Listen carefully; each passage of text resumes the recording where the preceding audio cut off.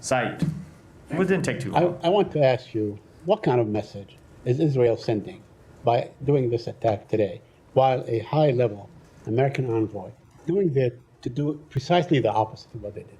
What kind of message are they sending? Said, Are they just saying, I want to understand further. I know. I mean, I'm just following up on that point.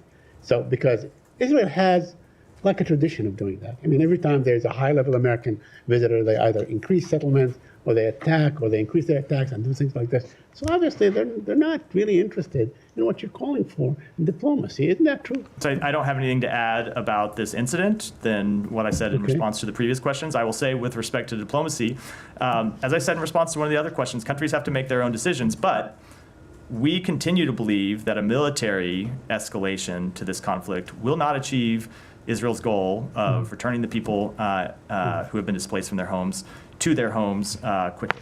No, I mean, I just want. I'm talking about not the incident itself, but the pattern in which Israel has been, basically well known for over many, many years. I mean, we all remember when President Biden was vice president, he went there for the first time, and they had this, announcement of settlement and so on. There is, sort of a tradition. Okay, so let me take you back to the legitimacy of targets and so on. Yesterday, a group of settlers attacked a school in Jericho. They beat up the students, they broke their bones, they beat up the teachers and so on. Are they a legitimate target?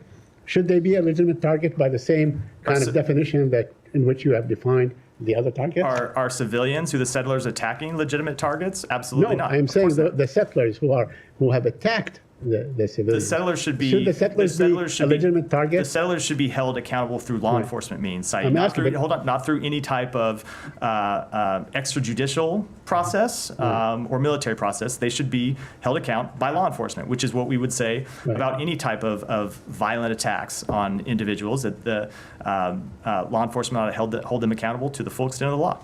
Although they do take the law into their own hand time and time again, very violently. Absolutely, which is why we believe they should be held accountable. And as you've seen the United States make clear through our own actions, if and when Israel does not step up and hold people accountable, we will do so ourselves. I know that you can, in years past, you designated the Kahana group as a terrorist organization. Should, armed settlers like this, that you keep sanctioning and so on, be also named as terrorist organizations? I'm not going to speak to any type of designations before we would make that any such determination, but we will continue to hold extremist settlers accountable for violent actions. A couple more questions. Now, yesterday there were a group of UN experts that basically called Israel to be a pariah state. And, they're calling for, of course, a ceasefire and so on. And, because over what they termed as genocide. And my question to you is, back on June 10th, there was a UN resolution, which you pushed for, which, you basically made a good case for. 14 people voted for it, or 14 members voted for it in the Security Council. Russia abstained and so on, but the resolution passed. So why not go back and try to implement this resolution? Will the president or will the United States take advantage of this UNGA meeting to basically enforce such resolutions?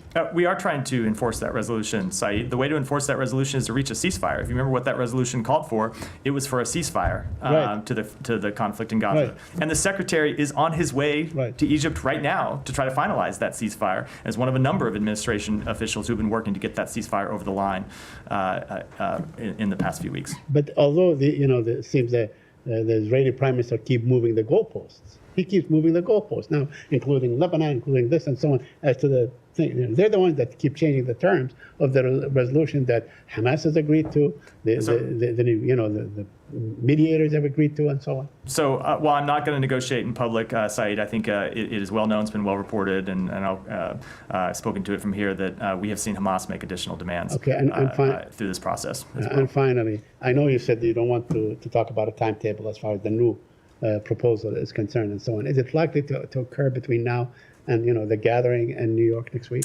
When I say I don't want to give a timetable, I mean it. I mean, we're talking. When I said I'm not going to give a timetable, I'm not going to then come and we're not talking about put a 4 or 5 day timetable, and I very much mean we're talking about the venue. Maybe they would take advantage. A venue that is time bound. So no, I'm not going to make any predictions. Just wanted to follow up on Said's question on the school in the West Bank. Yeah. So earlier this year, you announced a policy of sanctioning Israeli settlers who commit violence against Palestinians, and since then you've sanctioned several settlers. But you have also said that the establishment of settlements themselves in the West Bank is inconsistent with international law.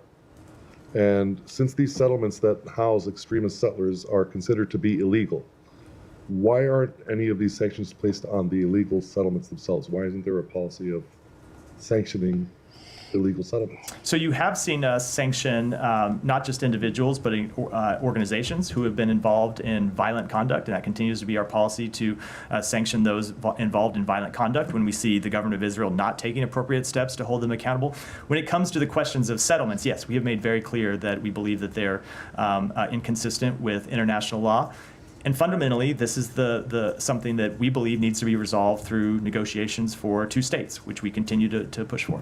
But if you consider them to be illegal and they are establishing more settlements as we speak, why not sanction since they are illegal? I don't understand why. We have sanctioned people based on violent conduct, which is the authorities that we have under United States law. Ultimately, we have a policy question about what the ultimate way is to achieve a resolution to the very difficult situation in the West Bank. And we believe the way to resolve this question ultimately is through the establishment of an independent Palestinian state, something that I know is extraordinarily difficult. It's why people have been working on it for decades, but that we will continue to pursue. Let's make sure that you're going to.